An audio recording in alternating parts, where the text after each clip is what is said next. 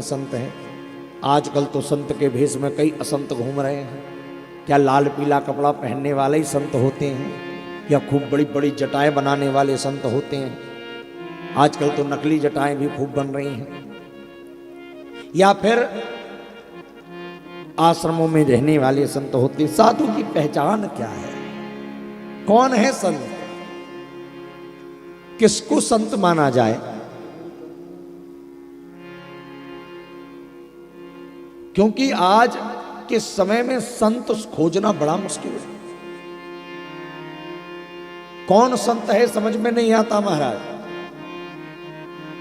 पता चले संत संत समझ रहे और संत भगवान बैठ गए जेल में जाकर, तो फिर हमारी जो श्रद्धा है वो समाप्त हो जाती है। क्यों? क्योंकि फूटी आंख विवेक की, हमारे अंदर जो विवेक की नेत्र है ना वो फूट गए, वो पहचान ही नहीं पाते कौन क्या है। हम लोग किसे सिद्ध समझते हैं? जहां खूब भीड़ लग रही हो, यही सबसे सिद्ध है भाई। चलो, फूटी आंख विवेक की, जो लखे न संत असंत, और जाके संग 10-20 हैं, भाई को नाम महंत। जहां भीड़ देखी वही संत। लेकिन सुन लो, कपिल देव जी बता रहे हैं कौन है संत। तितिक्षवा कारुणिका सुहृदा सर्वदेहिना,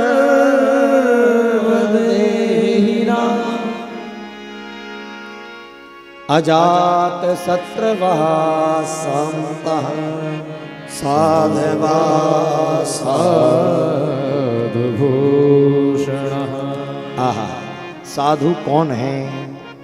बोले लाल गेरुआ कपड़े पहनने वाला साधु नहीं है, बड़ी बड़ी जटाओं वाला साधु नहीं है, मीठी वाणी बोलने वाला साधु नहीं है, आश्रमों में रहने वाला साधु नहीं है। साधु कौन? बोली पहला 5 पहचान साधु की बताई। पहली पहचान तितिक्षवा, तितिक्षु होना चाहिए साधु। तितिक्षु यानी सहनशील हो, जो द्वंद्वों को सहन करना जानता हो।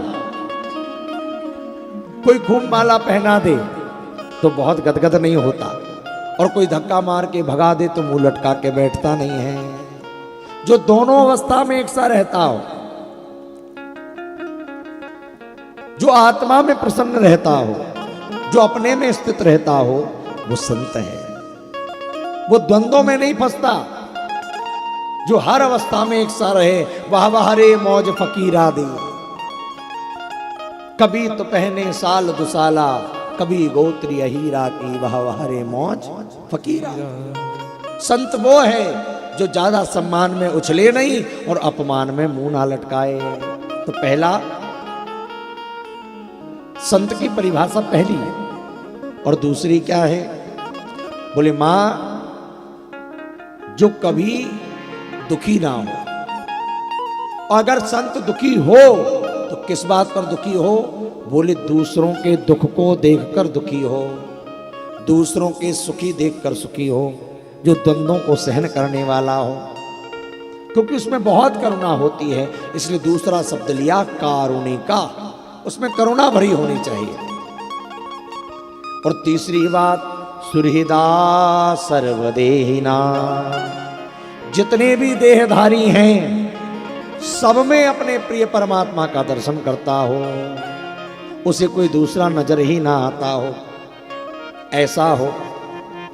चौथी बात अजात शत्रवा, कैसा होना चाहिए संत? बोले संत अजात शत्रु हो, उसका कोई शत्रु ना हो, कोई बैरी ना हो। अच्छा, शत्रु कब होगा?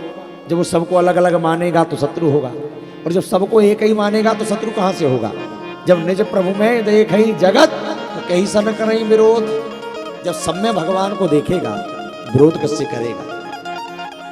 जब सब में अपने प्यारे का दर्शन करेगा मां, तो बैर किससे करेगा?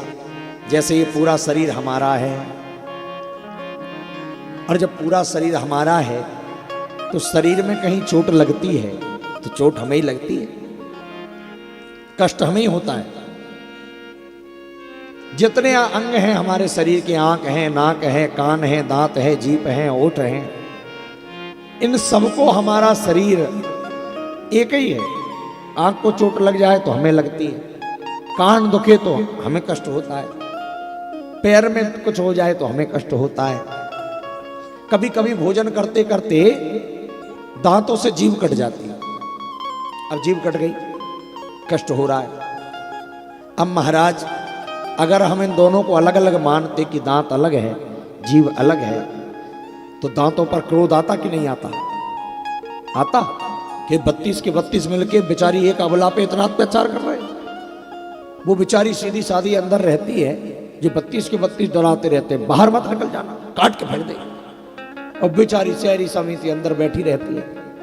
वो भी कहती है, बेटा मैं जिस दिन बाहर आई और जिस दिन मैं चली ना, तो 32 के 32 उखड़वा दूंगी। हाँ, जब जीव अपने पे आ जाए 32 के 32 तोड़वा देती है। ऐसी चलती है।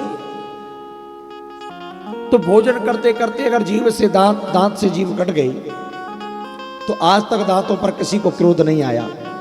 क्यों रे क्रूर, तुमने मेरी जीभ को काट दिया। तुम 32, वो अकेली, और कोई ने आज तक लोड़िया उठा के अपने दांत फोड़े? कोई ने नहीं फोड़े। क्यों? क्योंकि पता है कि जीभ कटी है तो कष्ट हमें हो रहा, दांत और फोड़ ले सो भी हमें कष्ट होगा। इसलिए कोई दांत नहीं फोड़ता, बल्कि जीभ के ही उपचार करते।